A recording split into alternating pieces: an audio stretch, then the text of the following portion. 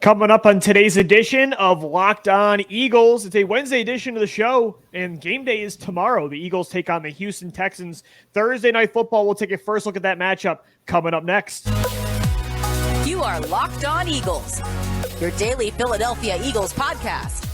Part of the Locked On Podcast Network, your team every day.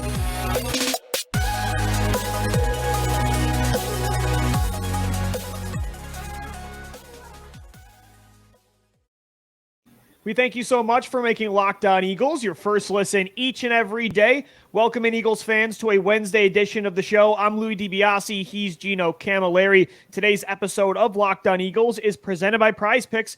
PrizePicks is daily fantasy made easy. Pick 2 to 5 players, and if they score more or less than their PrizePicks projection, you can win up to 10 times your money on your entry. First-time users can receive a 100% instant deposit match up to $100 with the promo code LOCKEDON. That's prizepicks.com, promo code LOCKEDON. Gino, we're on a short week. We did stock up, stock down yesterday. The Eagles dominated the Pittsburgh Steelers on Sunday to get to 7-0, but we got another matchup to talk about this Thursday night against the 1-5-1 Houston Texans. And this is a game where you likely can't brag as much as these past games. This is the best team in the league when it comes to record against a team with the fewest amount of wins. I think they should handle this one. I mean, nothing's easy in the NFL, but this is going to be as easy as it comes. Even on a short week, I think they have the advantage, and they should be the heavy favorite. They absolutely will be the heavy favorite. I mean, double-digit favorite for sure. Do you know the line right now at BetOnline? We can check double it out. digits, right? We haven't done our LOE3 yet. We will. Yeah. We'll get that out tomorrow before the game. But I think Nick Sirianni in his post-game press conference against Pittsburgh had a very good point on these short weeks. The team that thinks it's the advantage, it's really a disadvantage. Because if you're going to go into this week and think that, oh, this team is traveling on the road, you have the advantage of playing at home, that's going to work against you. You have to treat this like any other game. The Eagles, luckily, unlike many teams that go into these Thursday night games, are going to be relatively healthy. Right now, they only have Jordan Davis and Josiah Scott listed as out. Nobody else showed up on the injury report. That's one of the advantages that you have to play to your, no pun intended, advantage. And they're fresh coming off a bye week, Gino. That's the thing. I mean, they played Pittsburgh on Sunday. You'll get another mini bye as well after this. They just got a ton of rest. The Texans are really banged up. So Houston's at a disadvantage right now. Did not practice for yesterday for the Texans. Brandon Cooks, Desmond King was limited. Christian Harris, their starting linebacker, the second-round pick from Alabama. A starting receiver, Nico Collins, did not practice. Graylin Arnold, who we're familiar with. Malik Collins. A bunch of key players on both sides of the ball for Houston. Pretty banged up right now. So although they're the home team, on a short week, they're the ones that are, and again, already at a disadvantage because they're just not a very talented team. But the Eagles are the healthier, fresher football team. And let's get ahead of this. This was scheduled years ago. This is one of those rotational games where you play the AFC South every 4 years. Unlike the Pittsburgh game, that was with the addition of the 17th game. You finished in the same spot as Pittsburgh last year. You end up playing them. That's the rotation. But this only happens every 4 years. It's not the Eagles' fault that the AFC South is as bad as this isn't college football where you're picking your schedule. No, it is not. And the Eagles, they got all this hate for the past 3 years being a good team in the worst division in football. Well, they're in the best division in football since the realignment back in 2003. They had the highest win percentage of any division through 8 weeks so far. And the Philadelphia Eagles have a lot to do with that, how they are able to take care of business week in and week out. If you want a recipe for how to beat Houston, I think you take that same exact formula from the Pittsburgh game. Maybe add a little bit more man coverage, allow that front to do more, and don't allow Davis Mills to gain any confidence. Go in there and impose your will in this game, and that's what the Eagles have to do. Don't play down to your opponent. Don't have any change in how you go out there mentality-wise. You just have to realize that this is a chance to move to 8-0 in a division where there's teams right behind you. The Giants are right behind you.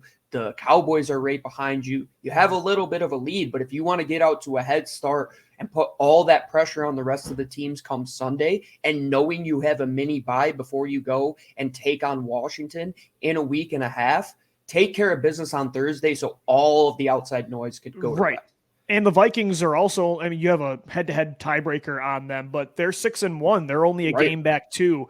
I can't imagine this Eagles team. They're very disciplined, very mature, the veterans and the young players, even against one of the worst teams in the league on a short week, coming off a big win. A lot of the times, this is like the exact recipe for a trap game, Gino, but I don't feel like this Eagles team is very susceptible to trap games. And the talent gap between these two rosters is just so significant.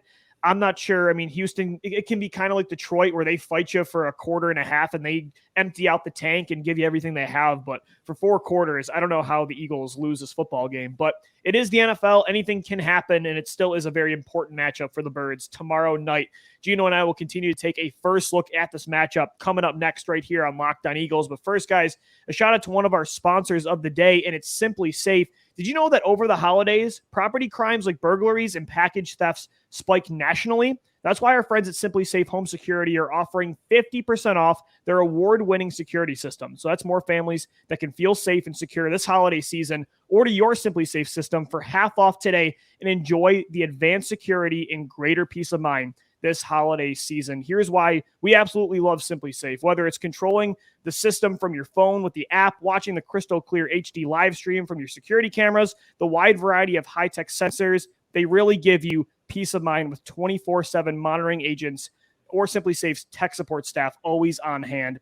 In an emergency, 24/7 professional monitoring agents use fast protect technology exclusively from SimpliSafe to capture critical evidence and verify the threat is real so you can get priority police response. SimpliSafe is whole home security with advanced sensors for every room, window, and door, HD security cameras for inside and out, smarter ways to detect motion that alert you only when a threat is real, and even hazard sensors that detect fires, floods, and other threats to your home. It's 24/7 professional monitoring service, and it costs less than $1 a day, less than half the price of ADT's traditional professional installed system. Don't miss your chance to save big on the only security system that we recommend on Locked On Eagles. Get 50% off any new SimpliSafe system at simplisafe.com/lockedon. That's simplisafe.com/lockedon. This is their biggest discount of the year, so don't wait. That's simplisafe.com/lockedon NFL. There's no safe like SimpliSafe. I'm Louis DiBiase. He's Gino Camilleri. This is Locked On Eagles, a Wednesday edition of the show. And we got one more podcast before the Eagles play another game. Thursday Night Football against the Houston Texans. We'll have crossover Thursday tomorrow morning for you with the hosts of the Locked On Texans podcast. Philadelphia Phillies play tomorrow night too, Gino. The Eagles game is actually on WIP, so some baseball fans not happy about that. So it's a big day in Philly sports. I don't know what more or what the sports gods could have done to please Philadelphia fans in the last couple weeks or so.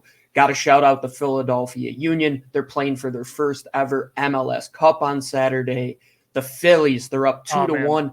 They quite literally caused, dude. They caused an earthquake. Yeah, it got picked up on Penn State's Richter scale. That's crazy. I would say that just watching that game, when Bryce Harper hit that first home run, it reminded me so much of the 2017 NFC title, where it's like, this is the greatest city for sports on the planet. When that crowd Patrick Robinson pick against Minnesota, very similar to that. Incredible. And the Eagles have a matchup Thursday that's definitely not as high stakes, but against the 1-5-1 Houston Texans. But it's 7-0. This is an important game. They're trying to keep their undefeated season alive. As Gino mentioned before, they're only a game up against the Dallas Cowboys and a game and a half and the New York Giants. So the Minnesota Vikings are right behind them, trying to hang on to this 1 seed. It's a very important game. And Gino, overall, again, they should just be such heavy favorites. This Texans team is completely depleted. I don't know, man. It might be the least talented roster in football. Like, even you look at other 1-win teams like the Lions, and you look at the Jaguars, who have a positive point differential this year. There are a lot more pieces on those rosters. Houston is absolutely picked clean. I would imagine that next to 0 beat reporters from the Houston team will be there, and they'll be up in Philadelphia covering the baseball game. So it should be a heavy home field advantage as well for all the Eagles beat writers that are going down there. And like you said, Lou, this is one of the least talented rosters in football. And let's take a step back to about a year ago, when before the season started, there were discussions that the Eagles could be in that same tier as Houston. And you and I both pushed back on that ideology. And I don't think we've ever been more right about the outlook of the team, especially sitting here right now, how far removed we are from that. And the reason why was because we believed in the personnel, we believed in the coaching changes, we believed that the structure between everybody in power was much better than it was under Doug Peterson, with that rift that him and Howie had that we had later come to find out was real. And now we're sitting here saying, how aren't the Eagles the best football team right now? And they're taking care of business against quite literally everybody. And this is another one of those games where you look back, and I look back to the 2017 year, this is another run in that game where you played Chicago, you played San Fran, you played Denver. This is a very similar outlook where those teams, they didn't have all the pieces together. They were rebuilding, and you had to go in there and dominate that opponent. This Philadelphia Eagles team, with the leadership, like you had said, the veteran presence that they've been on the wrong side of games like this in the past over the last few years, where they have played down to their competition. That Pittsburgh game was a very promising sight to see. Yeah, maybe they might hang around, but we're the best team at the end of the day. And if we can get out to a double-digit victory, we're going to do that. And I could see that happening on Thursday as well. It's a huge opportunity, just like 2017, to play inferior opponents. And a lot of people are saying, maybe it's not ideal because you're not playing, top tier, measuring stick games. But we've already talked about this on the show, that they've beaten quality opponents. They beat the other top 2 seeds in the NFC. But why this is huge, again, is that 1 seed is so important to get home field advantage. And it's the only bye week that you get nowadays. Whereas in 2017, that was different. And we know how important home field advantage was. If the playoffs runs through the link, if it didn't in 2017, they probably don't win a Super Bowl. And so that's very important nowadays too, to make sure you secure that home field advantage. So getting on a run where you get to play teams like the Steelers and Texans, that's an amazing opportunity.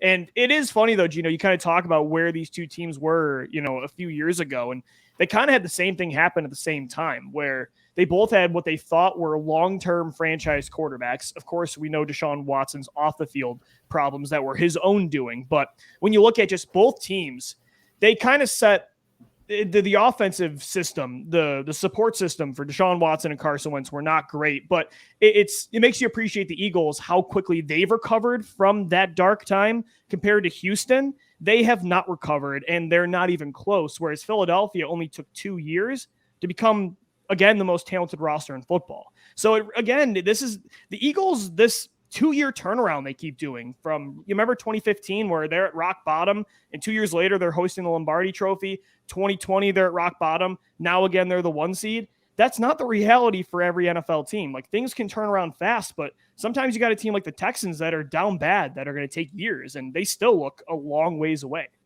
I think there's 2 good points that you could take away from that, and one is the structure that Jeffrey Lurie has for his organization is that even if we are bad, we are going to put all of the resources that we have to change this thing around as fast as possible. Unlike teams like the Jets, Houston, Jacksonville, those teams, they might put in some resources, go for it 1 year, but they don't have that consistency. And it might go to Howie Rose, been failing so many times, but he's learned lessons from that. And another thing I want to add on to your point is that the bye week, if they get the 1 seed, Lou, you look at what they did against Pittsburgh with 2 weeks to prepare.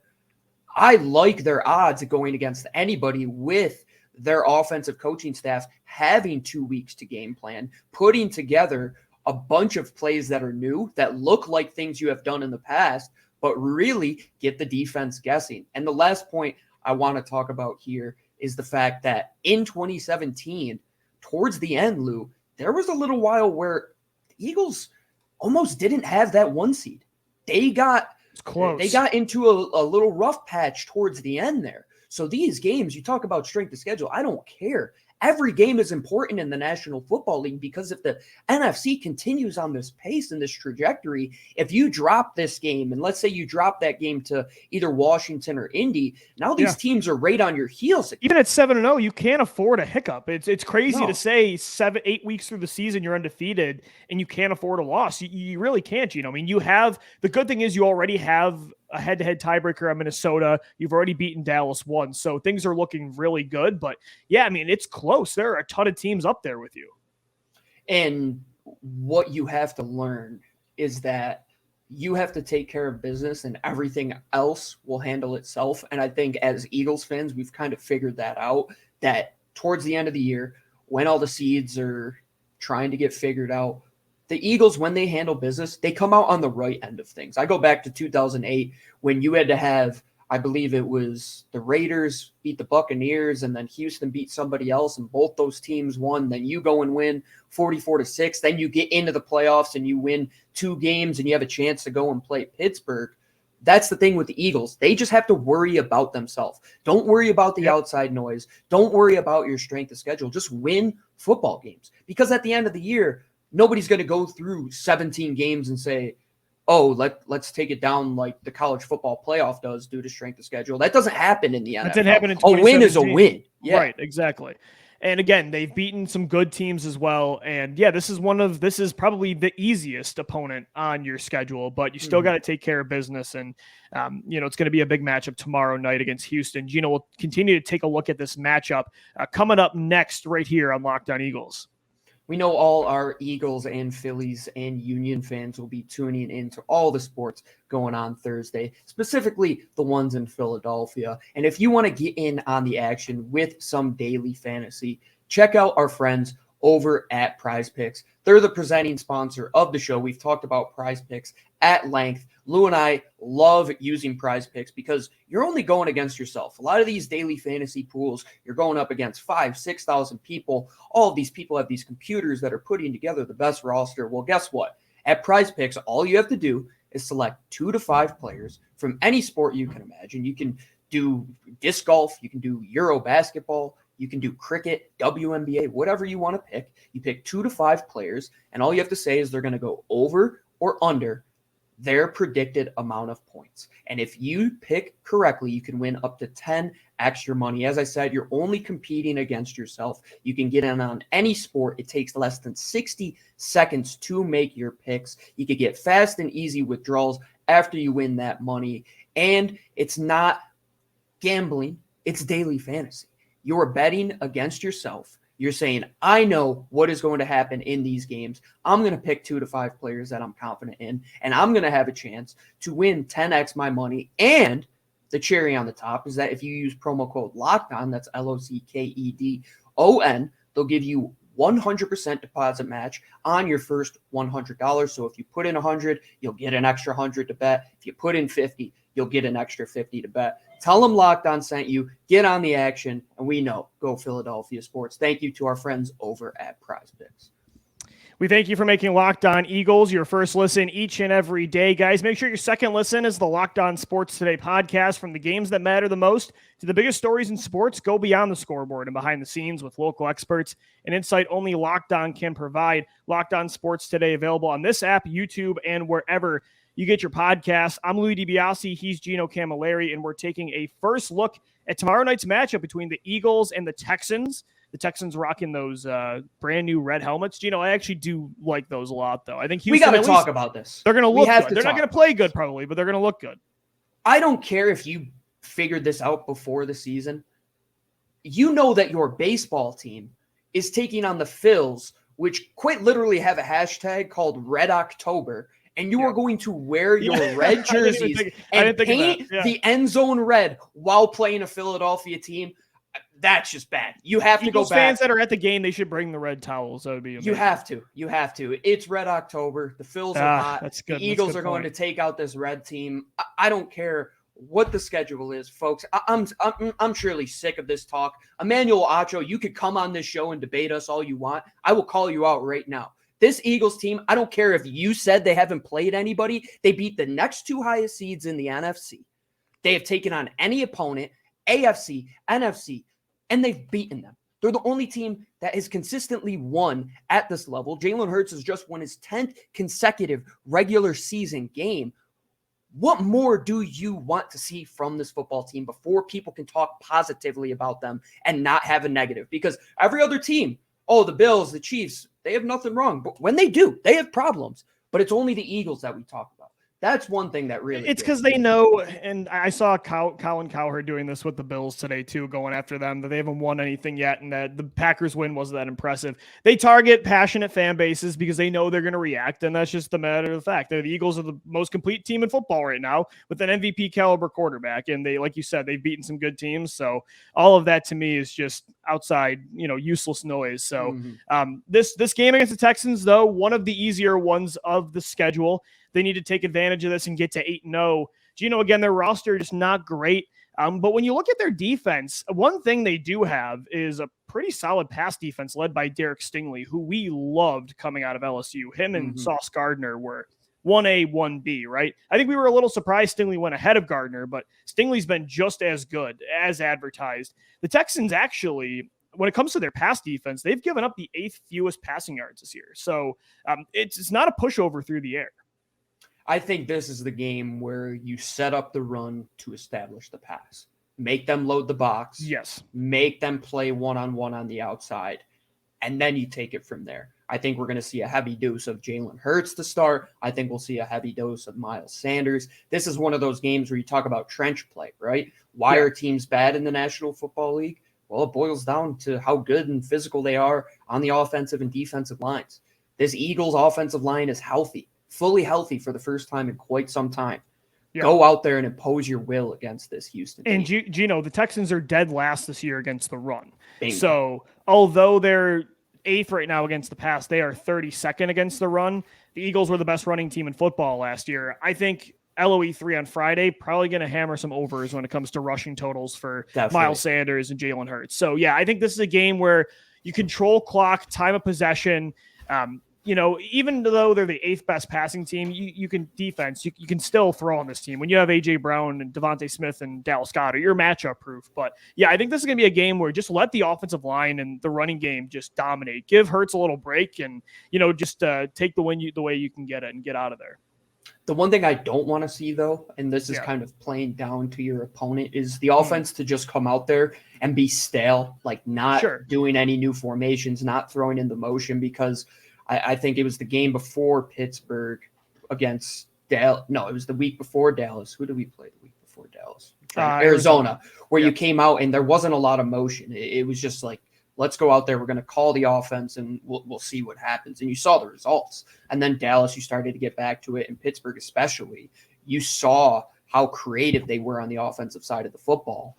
I know a lot of that has to do with the 2 weeks to prepare, but you should have been preparing for this Houston game as well during that 2 weeks, because you knew that you had a short week coming up. So go out there, continue to dial up things, and make offenses or defensive coordinators rather in the future have to look at this Houston game and not just going to skip past it. They're going to take a look and say, oh, they did some fun things here. We got to account for this. We have to account for the backside leak when they're overloaded to the right side. That's one thing I don't want to see. Go out there and do what you have done in these games and on defense as well. Don't play soft zone. Don't allow Davis Mills to eat up a bunch of clock, because the one negative out of that game was how much Pittsburgh held the ball. You want to dominate time of possession, because in games where you're playing far superior opponents, if you don't get off the field and you allow them to chew up a bunch of clock, that's where it's going to come back to bite. Yeah, you can only beat yourselves in this matchup. I think, could you beat this team going 70%? Probably, but I agree with you. Don't come into the game with that kind of mindset. No. I think some Eagles teams in the past might have, but I don't think this Eagles team will for sure. 2018, Tennessee, Carolina, brother. I'm with you, though. Jonathan Gannon is the one guy that just – last year, he went after young quarterbacks, but last week, maybe it was because they were winning so much with a 4-man pass rush a lot of the time. But I'd like to see some blitzes. Just, don't make anything easy for Davis Mills. So it's going to be an interesting matchup for sure. Kickoff tomorrow night. We got one more show for you, though. Crossover Thursday with the group over at Locked On Texans. Subscribe to Locked On Eagles on all podcast platforms. First show Monday through Friday. We're free and available wherever you get the podcast, on YouTube as well, and on Twitter. Hit us up at Locked On Birds, at DiBiase LOE, and at GC24_football. Once again, thanks so much for making Locked On Eagles your first listen each and every day. Make sure your second listen is the Locked On Sports Today podcast. Again, the biggest stories of the day, plus instant reactions, big game recaps, and the take of the day, available wherever you get your shows. For Gino Camilleri, I'm Lou DiBiase signing off. We'll see you tomorrow for another edition of LOE. As always, thank you for downloading. Thank you for watching and listening. And let's go Birds. Fly, Eagles, fly.